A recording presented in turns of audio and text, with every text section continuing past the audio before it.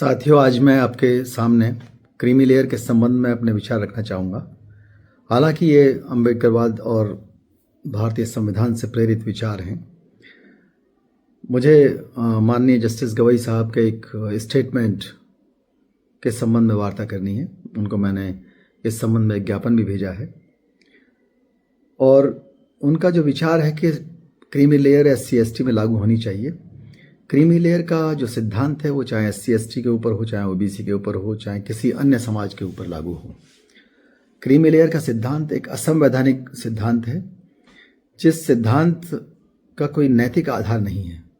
भारत में सामाजिक न्याय की आवश्यकता तब तक है जब तक कि जाति रहेगी, जातिवाद रहेगा, वर्ण व्यवस्था रहेगी, छुआछूत रहेगी। निश्चित रूप से अगर ये खत्म हो जाते हैं तो संपूर्ण आरक्षण अपने आप मीनिंगलेस हो जाएगा, तब शायद उसकी आवश्यकता ना पड़े और लोग अपने आप छोड़ दें। लेकिन क्रीमी लेयर का कंसेप्ट खड़ा करके, जो कि अपने आप में एक आर्थिक सिद्धांत है और क्रीम से कोई मतलब भी नहीं है। नौकरियों का मतलब क्रीम नहीं होता। अगर नौकरियां किसी को मिल जाती हैं वो सिर्फ सामाजिक न्याय तक सीमित है। नौकरियां ऐसी चीज़ नहीं है। क्रीम तो आप कह सकते हैं जिन लोगों के पास 1% लोग हैं संख्या में, लेकिन उनके पास जायदाद है 40% से ऊपर। 10% लोग भी क्रीमी लेयर कहला सकते हैं, क्योंकि उनके पास जो जायदाद है, जो वेल्थ है, वो लगभग पूरे देश की 77% के आसपास वेल्थ है, तो उसको तो आप क्रीमी लेयर कह सकते हैं।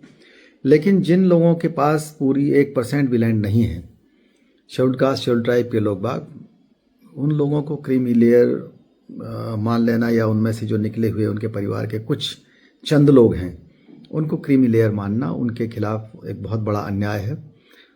और जो पढ़े लिखे लोग बाग जो नौकरी में आ गए हैं या नेता बन गए या कहीं भी MLA MP बन गए, किसी तरह से वो इनकम टैक्स पेयर बन गए हैं, तो वो लीडरशिप दे रहे हैं, वो अधिकारों के संबंध में समर्पित भी हैं, वो काम भी कर रहे हैं कुछ ना कुछ अम्बेडकरवाद के लिए, कुछ जागरूकता के लिए, कुछ सामाजिक न्याय के लिए, और पे बैक टू सोसाइटी भी कर रहे हैं। और लोगों में जो कमज़ोर लोग हैं उनमें हिस्सेदारी का एहसास भी दिला रहे हैं। उनमें से बहुत से लोग राजनीति में भी आगे आए, समाज में भी और नौकरियों में भी आगे आए, जो देश की सेवा अपने अपने स्तर से कर रहे हैं। लेकिन उनको ये हटाना कि वो लोग क्रीमी लेयर में आ गए हैं, ये पूरे बहुजन समाज को, SC/ST और OBC को नेतृत्व विहीन करने जैसा है। जैसे कि किसी को हेडलेस कर दिया जाए, उसका सर हटा दिया जाए और वो अपने आप में फिर जो रह जाएगा, जो कम पढ़े लिखे लोगों का या कम जागरूक लोगों का समूह रह जाएगा, वो लोग आरक्षण या सामाजिक न्याय तक उनकी पहुंच होगी नहीं और वो उससे दूर रहेंगे। तो आरक्षण को पूरी तरह समाप्त करना आसान रहेगा, क्योंकि जो लोग थिंक टैंक हैं, जो लीडर्स हैं, उनकी जो समानुभूति है, उनकी जो एम्पैथी और सिंपैथी है अपने लोगों के साथ, वो भी प्रभावित हो जाती है। इसके लिए अगर ऐसी बात है न्याय तक उनकी पहुंच होगी नहीं और वो उससे दूर रहेंगे, तो आरक्षण को पूरी तरह समाप्त करना आसान रहेगा, क्योंकि जो लोग थिंक टैंक हैं, जो लीडर्स हैं, उनकी जो समानुभूति है, उनकी जो एम्पैथी और सिंपैथी है अपने लोगों के साथ, वो भी प्रभावित हो जाती है। इसके लिए अगर ऐसी बात है कि जो कम लोग आगे आ पाए हैं या कम आगे बढ़ पाए हैं, उनकी अगर ज़्यादा चिंता है किसी भी स्तर से, चाहे संसद को, चाहे न्यायपालिका को या किसी ब्यूरोक्रेसी के लोगों को, तो इस तरह के आदेश पारित करें कि मुफ्त और एक समान शिक्षा हो जाए और जो रिक्तियां निकलती हैं वो रिक्तियां कम ना हो, किसी भी तरह से रिक्तियां पूरी हों। बैकलॉग SC/ST के लिए निकाला जाए, OBC के लिए निकाला जाए, माइनॉरिटीज़ के लिए निकाला जाए, महिलाओं के लिए निकाला जाए। सामाजिक न्याय को दृष्टिगत रखते हुए निकालिए तो पूरा होगा।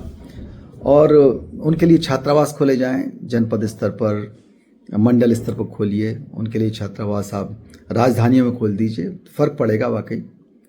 और भी उनका ध्यान रखना है तो निजी क्षेत्र में आरक्षण बढ़ाइए। निजी क्षेत्र में टॉप टू बॉटम, ये नहीं सिर्फ मजदूरी करने के लिए उनको दे दिया गया, निजी क्षेत्र में आरक्षण दीजिए तो निश्चित रूप से फ़र्क पड़ेगा।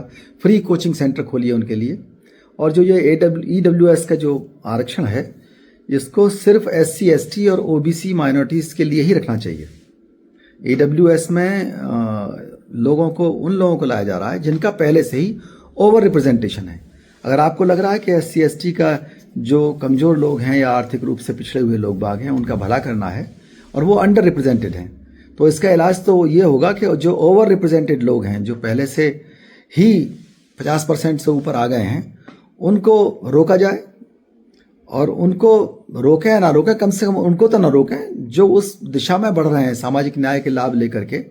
वो लोग इस क्षमता में आ रहे हैं कि वो पे बैक टू सोसाइटी कर सकें, अपने लोगों की बात सुन सकें, उनकी समस्या हल कर सकें, तो उनको लिया जाए EWS के अंदर। रिजर्वेशन अभी पूरा हुआ नहीं है, जो उनकी संख्या है जितनी, उस हद तक उनकी परसेंटेज उस अनुपात में अभी तक पूरा नहीं हुआ है।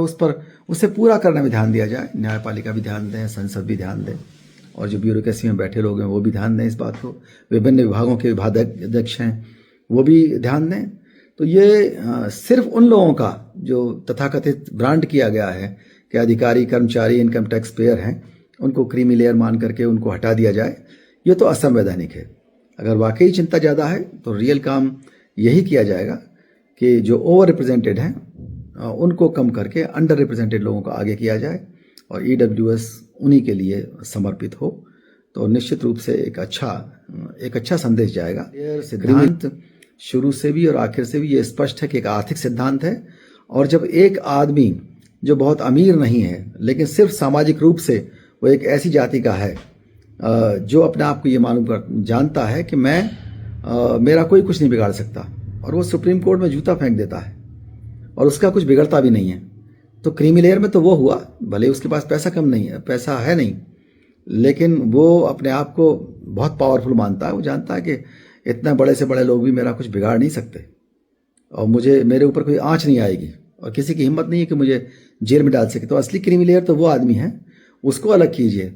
जिनके ऊपर जूता फेंका जा रहा है उनकी कम्युनिटी, और निश्चित रूप से उनको अलग करना, चाहे वो खुद भी ऐसे विचार के हों, पता नहीं कैसे विचार आया, मैं उस पर टिप्पणी नहीं कर सकता, लेकिन निश्चित रूप से ये विचार उन लोगों को बदलना पड़ेगा कि जो शेड्यूल्ड कास्ट के लोग नौकरी में आ गए वो क्रीमी लेयर में आ गए। क्रीमी लेयर इस देश के अंदर उन्हीं लोगों की है जो सामाजिक रूप से संपन्न है, सामाजिक सांस्कृतिक रूप से, धार्मिक रूप से बहुत ज़्यादा पावरफुल हैं, और जो लगातार अत्याचार करते रहते हैं उनको कंट्रोल किया जाए, उनका ओवर रिप्रेजेंटेशन कम किया जाए, और जो SC ST OBC का या माइनॉरिटीज़ का जो हिस्सेदारी है उनको दी जाए। बहुत बहुत धन्यवाद। जय भीम, जय भारत, जय संविधान।